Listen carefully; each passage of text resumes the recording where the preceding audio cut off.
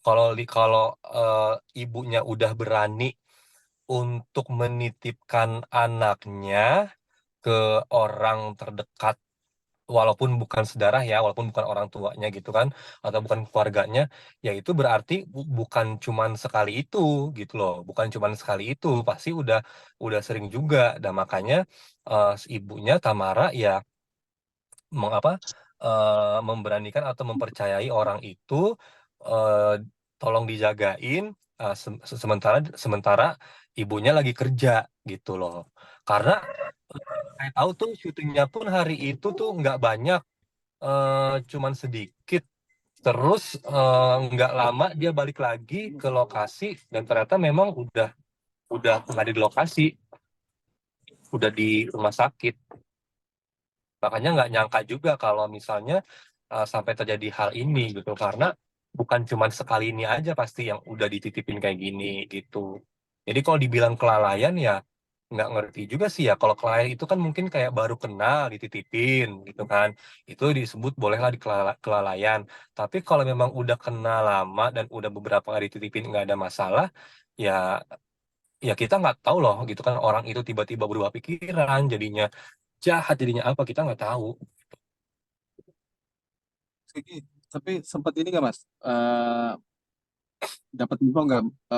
Ternyata dulu sempat ada kasus Rizky Bilar dan Putra Siregar itu sempat menjadi korban kekasihnya Ara juga nih gitu.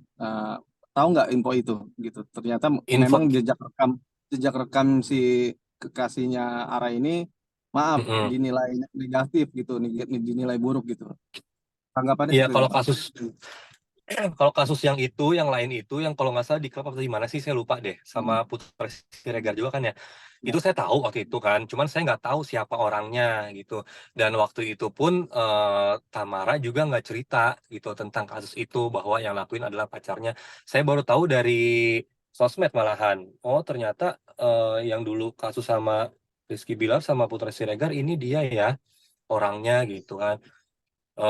Nah, itu kan berarti kalau kita sebagai yang menonton nih gitu kan, anggap posisi posisi kita sebagai yang ngelihat orang lain, berarti kasus kasus kekerasan itu bukan cuman kemarin aja, sebelumnya pun iya gitu. Dan itu memang berarti udah patut dicurigai juga nih, kenapa lo sampai tega ngebunuh anak kecil yang nggak bersalah.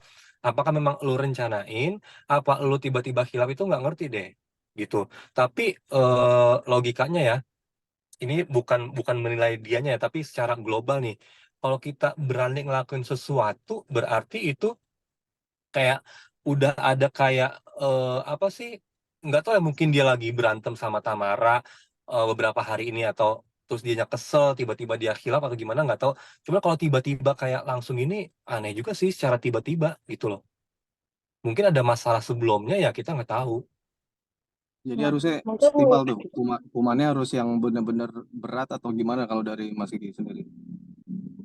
Kalau saya sebagai temennya korban, saya juga sebagai orang lain gitu kan, atau melihat ada kejadian yang serupa misalnya, itu walaupun di penjara berpuluh-puluh tahun sih nggak akan sebanding. Nggak akan bisa ngerubah, ngebalikin nyawa orang yang udah meninggal balik lagi, nggak akan bisa ngobatin rasa sakit hati kita, rasa segala macem. Oh, itu nggak akan bisa gitu kan. Semuanya diserahkan ke polisi, dan nanti biar orang tua almarhum, baik ibu atau ayahnya, yang akan berjuang bagaimana hukum itu harus ditegakkan. Anaknya sempet sempet main tuh, sempet ikutan syuting juga, bukan cuma sekedar main, tapi dapat dapat peran sedikit gitu kan. Itu baru pertama kali deh kalau nggak salah, karena sebelum-sebelumnya tuh nggak pernah, kalau sama aku ya nggak pernah diajak, baik itu syuting ataupun pas kita ketemu. Tapi dia cuman bilang, kak maaf ya telat, lagi ini Dante dulu. Itu kan di rumah itu kan ada orang tuanya dan neneknya kan. Ada neneknya juga, ada yang jagain juga, ada Tamaranya juga. Itu. Nah, untuk seberapa sering dititipin ke pacarnya saya nggak tahu.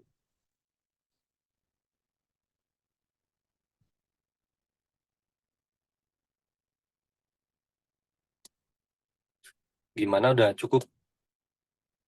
aman sih, Mas. Kalau yang lain gimana? Cuman aku Kiki kenal nggak sama pacarnya Kak Ara? Tadi udah dijawab. Aku telat Kak. Iya, nggak kenal bang.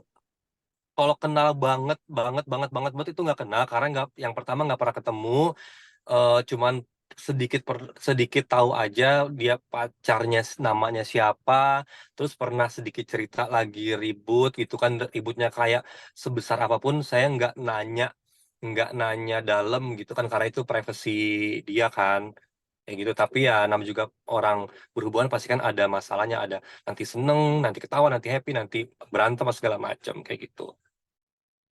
Cuma sebatas itu aja. Eh, Kak Kiki, maaf, Mhm. tadi kan agak telat nih. Mungkin sedikit lah Kak, terkait kedekatan Kakak sama Kak Tamara Kak. Sebentar aja, sedikit aja. Izin ya Kak. Oke. Kebetulan ini juga udah mau habis ya waktunya ya. Saya percepat kali ya.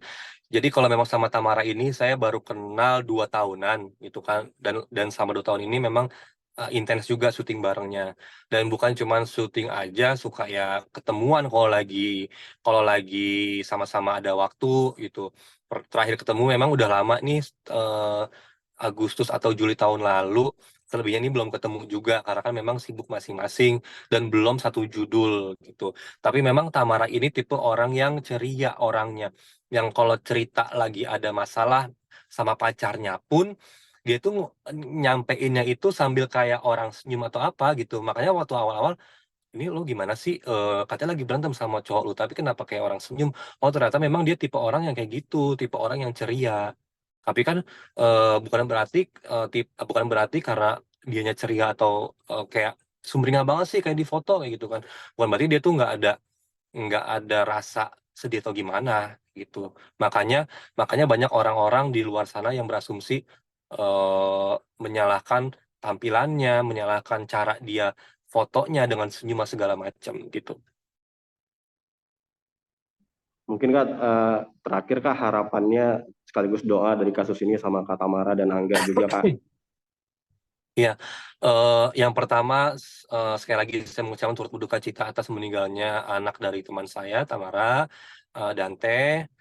Semoga Dante tenang di sana, semoga bahagia di sana, dan untuk saya doakan semoga kasus ini cepat selesai dan semoga kedua belah pihak antara orang tua ibu sama ayahnya menerima berlapang dada, semoga dan pelakunya bisa terbukti, masa bener-bener terbukti nih udah kayak ketok palu tuh nggak bisa disanggah-sanggah lagi dengan perilakunya itu, dan semoga dapat hukuman yang setimpal.